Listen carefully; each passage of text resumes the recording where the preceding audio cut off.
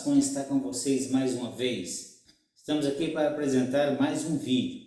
E no vídeo dessa semana eu quero iniciar um assunto que eu acho até polêmico para tratar, né? Muitos alunos de cursos de teologia e filosofia gostam bastante de abordar esses temas, né? Até por causa da extensão e da dimensão que ele pode alcançar. Ou seja, nós vamos falar nessa série sobre o mal. É isso aí, mal, o verso do bem. Bom, para falar sobre o mal, não é possível você fazer uma busca ou até mesmo uma exposição se você não falar do bem. Então, o bem, ele sempre vai estar em paralelo ou no conjunto da discussão sobre o mal. Não que os dois sejam duas forças paralelas, pelo menos do ponto de vista da filosofia e nem mesmo da teologia.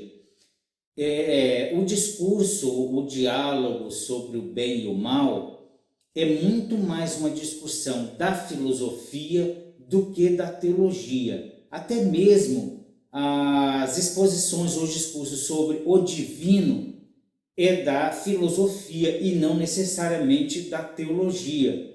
Embora muitos possam achar que seja da teologia o discurso sobre o divino, não é bem por aí. Por quê? Como seria o discurso do divino ou o diálogo sobre o divino no campo da teologia? Quando você dá a esse divino personalidade, quando você dá a ele nacionalidade, quando você dá a ele características e atributos, aí você sai do campo da filosofia e começa a entrar no campo da teologia.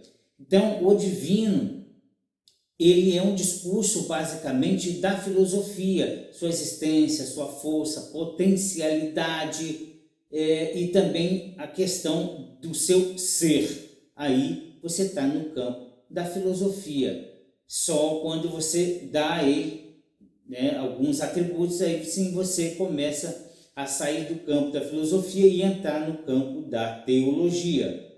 Bom, para nós falarmos sobre bem e mal, ou para falar sobre o mal, que é a proposta inicial, e por tabela você tem que falar sobre o bem também, eu vou usar como base para a nossa conversa, para a nossa exposição, uma obra do século IV depois de Cristo, uma obra intitulada Dos Nomes Divinos, que é de um autor conhecido como Dionísio, pseudo-areopagita.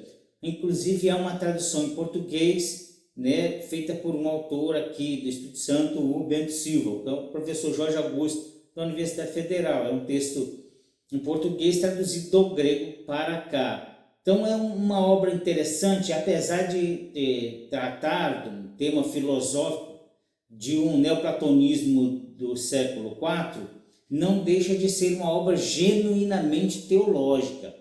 Embora ele vá falar sobre questões das hierarquias celestiais, então essa obra ela fica permeando entre um campo da filosofia e um campo da teologia. Eu particularmente vejo ela muito mais como uma obra teológica do que uma obra filosófica, pelos temas que ela aborda, né? Mas nessa obra do Dionísio o Areopagita, o pseudo-areopagita, falando sobre a questão do bem, dá um norte muito consistente para nós, quando nós pensamos sobre o que nós conhecemos sobre o mal e o que nós entendemos sobre o bem em si, né? O bem como algo existente. Bom, muitas pessoas podem ficar assim, com certo despeito ou duvidosas quando a gente fala do mal. Primeiro, a questão do mal nesse discurso, principalmente no discurso da filosofia, muitas pessoas, quando saem da teologia e querem ampliar um discurso até chegar às fronteiras da filosofia, eles têm uma concepção de que o mal é um ser, quer dizer, o mal é alguém ou alguma coisa, enquanto existência, enquanto ser. Durante essa exposição, eu quero tentar esclarecer que eu vejo como uma visão equivocada pensar que o mal é alguém, é um ser. É o demônio, por exemplo, é o mal. Satanás é o mal. Será que é mesmo? Ele é o mal ou ele é um mal? Então, vamos pensar a partir dessa concepção de que o mal, ele está aí como algo que ocorre. Isso não dá para nós tirarmos do discurso a respeito do mal.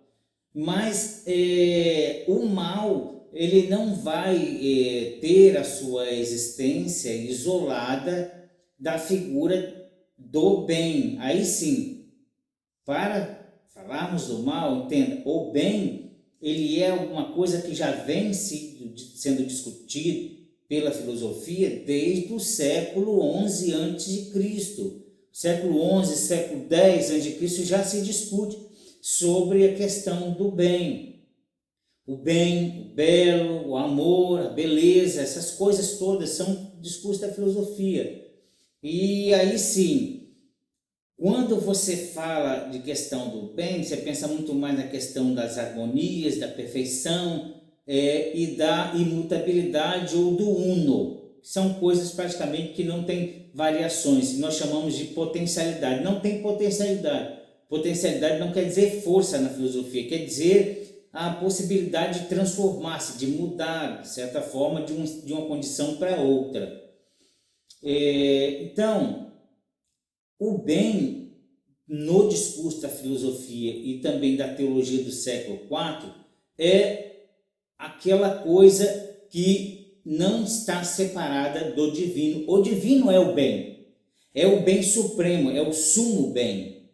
Então, se eu tenho um sumo bem e que nesse mesmo discurso, principalmente do Dionísio, do Pseudo-Areopagita, o sumo bem é o responsável pela criação e pela existência, nós não podemos deixar de lado a concepção ou o problema de dizer se o mal foi ou não foi criado pelo bem. Parece paradoxal, né, dizer que o mal tenha sido criado pelo bem. Essa é a grande questão. Se eu tenho o sumo bem, que está acima de todas as coisas, aí até mesmo o apóstolo Paulo e alguns dos seus seguidores vão compreender que a existência das coisas são e estão para ele. Nessa mesma ideia de são e estão para ele, nós estamos querendo dizer são e estão para ele o bem. Então as coisas, elas existem ou foram criadas para serem bem ou para buscarem a perfeição. Essas coisas, as coisas que existem, elas existem com um princípio bem. Elas não são o bem em si, mas tem nelas um princípio do bem, ou o princípio bem. Então, todas as coisas criadas pelo princípio do bem, elas têm a inclinação de seguir em direção ao bem. Todas as coisas são e estão para ele. É essa a ideia da existência das coisas a partir do princípio do bem. Então, se o mal existe enquanto ser, ele é uma criação do bem. É nessa questão que nós vamos encontrar um dilema, um paradoxo, cara. Porque se eu disser que o bem é ser, ele tem que ser criação do bem. Por isso que é complicado dizer que o mal é um ser, que o mal existe e que alguma coisa é má por natureza. Se eu disser que alguma coisa é má por natureza, eu estou dizendo que o mal, de certa forma, criou alguma coisa. E não é possível, nem no discurso da teologia e nem no discurso cristão neoplatônico, que o mal tenha criado alguma coisa. O mal não é criador, porque criador é o sumo bem. É do bem que as coisas são criadas. É a partir desse bem, de uma concepção, de uma ideia de perfeição, de um projeto que sai do bem com uma extrema perfeição. Então, o mal não pode ser um projeto do bem. Se eu disser que o mal é ser, que o mal está num nível de ser, de uma existência, se o mal é alguém, vamos dizer assim, nesse discurso de que há potência, força, duas forças vagando no universo transcendente, que tenha paralelamente forças contrárias e com a mesma potencialidade. Se eu disser que há alguma coisa que é má por natureza e que o mal está em conflito com o divino, eu estou querendo dizer que o mal tem, do ponto de vista de pesos, a mesma medida ou a mesma força que o divino. Eu estaria colocando Deus e o mal, vamos dizer assim, o divino, que nós damos a ele o nome de Deus, e o mal aqui, que muita gente entende que é o diabo, o Satanás, que eles, de certa forma, estariam no mesmo patamar de potencialidade, aliás, de potencialidade não, de força, Potencialidade não encaixa no grau do divino. Como eu disse para vocês, potencialidade é a condição de mover-se e transformar-se. Deus é imutável, Então, o divino é imutável. Assim como nós entendemos que Deus, na teologia cristã, é imutável. Nessa concepção de imutabilidade, não pode haver aqui uma outra instância, um outro ser que esteja no mesmo patamar. Não cabe isso na teologia. Então, o mal, ele não pode entrar nessa concepção da mesma condição essencial do bem. E nem pode se pensar de que, desde o princípio da existência, muito antes de qualquer coisa, o mal já existia. Se eu disser que o mal é ser, eu tenho que estar atribuindo a ele a mesma condição do divino aqui. Essa é a compreensão que a teologia do século IV, baseada em princípios neoplatônicos, vão compreender a existência do mal. O bem, ele é a perfeição. Dele tem um grau que é atribuído pela sua luminosidade, que é essa a condição, essa a visão que o Pseudo-Areopagita apresenta no texto dos nomes divinos. Ele pega o sol como um arquétipo, como exemplo dos raios, que o bem emite para toda a criação. Então, tem o sol lá, ele emite raios, e esses raios alcançam todas as coisas que existem. Então, o sumo bem é esse ponto que clareia lá, como o sol, e seus raios alcançam todas as coisas que existem. Então, as coisas que se aproximam desse sol, desse princípio do sumo bem, nesse sol, que é o sumo bem, está todos os princípios do bem. Então, quando alguém se eleva no princípio do bem, ele se aproxima mais desse sol. É muito parecido com a concepção de santidade que os cristãos entendem, que à medida que você se consagra, que você se sente santo, você se eleva. Ou seja, é nessa mesma condição que a alma se eleva em direção ao sumo bem. Então, as coisas que caminham em direção ao sumo bem, elas alcançam uma proximidade com esse arquétipo que é o sol, representando o sumo bem. Então, a luminosidade desse sol alcança as coisas e as coisas tendem a ir em direção a ele.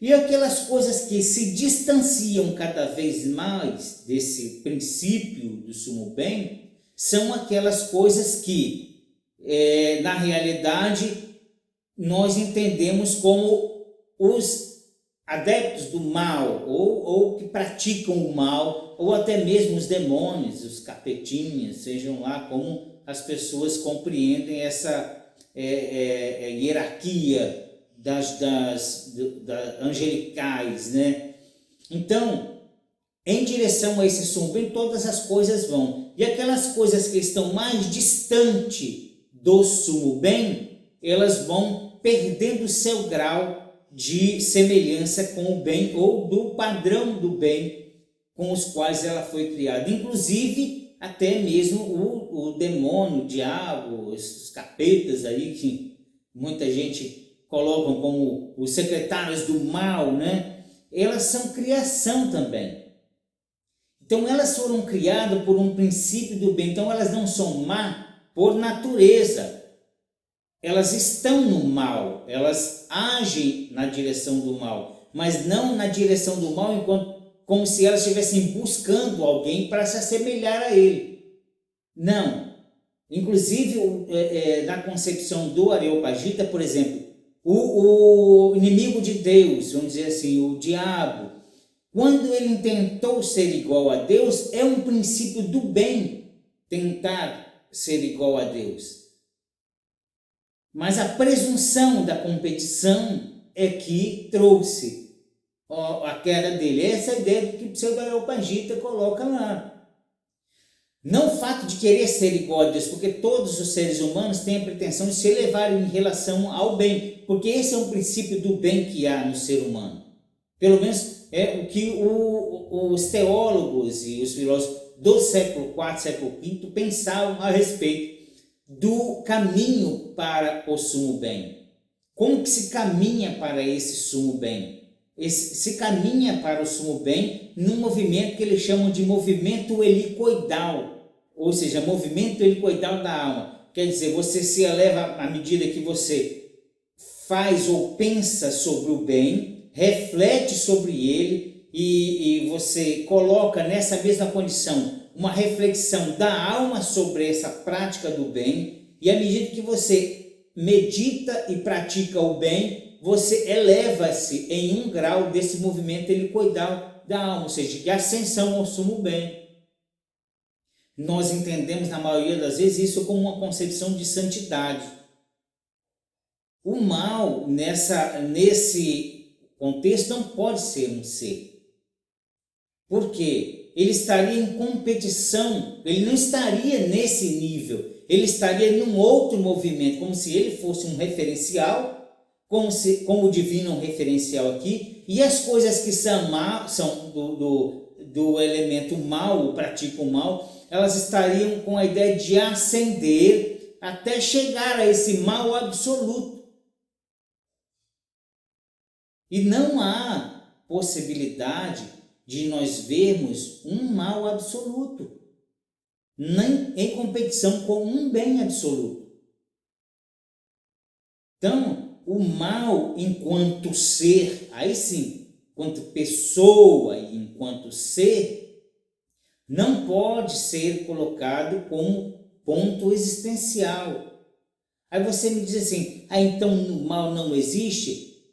Aí o Areopagita vai dizer para nós o seguinte, olha, nós temos coisas ruins que acontecem, e nós classificamos essas coisas como má, como uma coisa mal, uma catástrofe, uma morte, alguma coisa, ela entra na categoria de um evento mal. Mas, por exemplo, a morte enquanto uma coisa mal, não é uma coisa que acontece como pessoa.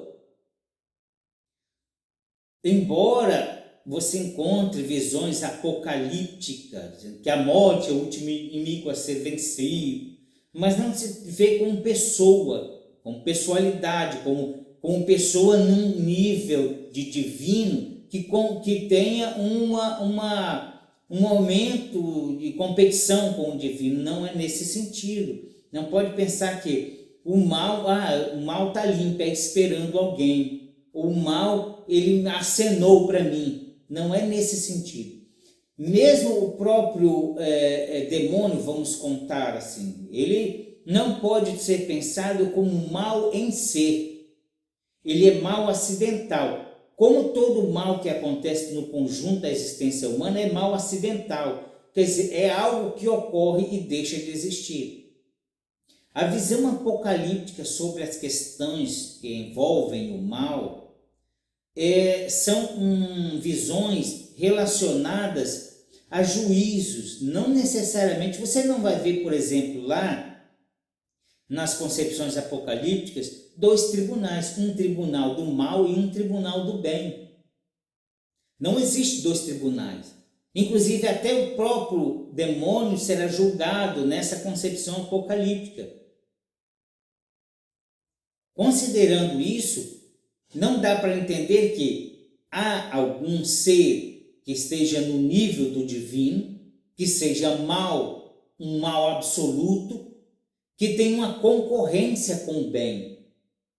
O mal não concorre com o bem. O mal é um acidente. Não dá para nós colocarmos no mesmo patamar o divino com o mal, o sumo bem com o mal, como se o mal estivesse aqui em competição paralela com o sumo bem. Não há nada além do sumo bem. Ele é colocado como imóvel e imutável porque nada está acima dele. Todas as coisas que têm algo acima, elas são dotadas de potencialidade. Quer dizer, porque essa coisa que está acima coordena todas as outras coisas. Esse é um princípio aristotélico, de que, de certa forma, há uma força absoluta ou há algo absoluto, do qual todas as coisas são causas a partir dela. Então, o mal não pode estar como um princípio, o primeiro motor, que só pode existir um. O mal, na categoria da existência, está como acidente, não como ser. Não existe um ser em concorrência com o divino, pelo menos na filosofia cristã, ou mesmo na filosofia patrística, neoplatônica, na teologia cristã, em momento nenhum que esteja concorrendo em paridade com o divino. Vocês pensarem que o demônio pode, por exemplo, criar, o demônio não pode criar, porque ele é criatura. Pode pensar, por exemplo, que o demônio pode alterar realidades. Não, não pode alterar a realidade, porque a alteração não deixa de ser um movimento de potencialidade. E toda a potencialidade é coordenada pelo sumo bem. É claro, existe muito questionamento sobre por que as catástrofes existem. Por que Hitler existiu? Por que pessoas que serial killer existem? Catástrofes naturais existem? Olha, nós precisamos entender que a existência, a coordenação da existência é um mistério para todo mundo. Não é só para a teologia nem para a filosofia. É um mistério para todo mundo, inclusive para as ciências. Nós temos várias teorias. Teorias não necessariamente são verdades absolutas. Teorias, elas inclusive podem mudar de um momento para o outro, dependendo da nova descoberta. Então, a existência, ela é um mistério, o divino é um mistério. Nós somos um mistério para nós mesmos. Então, não dá para construir uma ideia teológica do mal, considerando um poder paralelo ao poder de Deus. Não, na teologia cristã não cabe alguém no patamar de Deus. Não cabe alguém no nível de Deus. Eu pretendo depois falar sobre o nivelamento e o grau do divino quando você quer colocar o mal nesse discurso. Aí eu vou falar isso no próximo vídeo, para não ficar muito extenso. Eu pretendo fazer uma exposição no próprio vídeo sobre a teologia da negação, que está presente nesse mesmo material do Areopagita. Como é que ele apresenta um argumento que não dá para colocar no grau do divino alguma coisa em concorrência. Não dá. Então, eu vou apresentar no próximo vídeo que ele chama de teologia capafática e teologia apafática. E é um discurso da filosofia, também, mas é uma obra de teologia. Então, assim, é exatamente o limiar entre o discurso teológico e o discurso filosófico que encontra o discurso sobre o bem, o mal e o divino. Então, a gente vai ver no próximo vídeo. Por enquanto, eu queria que vocês entendessem que o mal, ele não é existência enquanto ser. O mal é acidente. E que o demônio, seus secretários, seus capetinhas aí, né? São criação também. Mas eles não são criação porque o divino criou o mal. Não.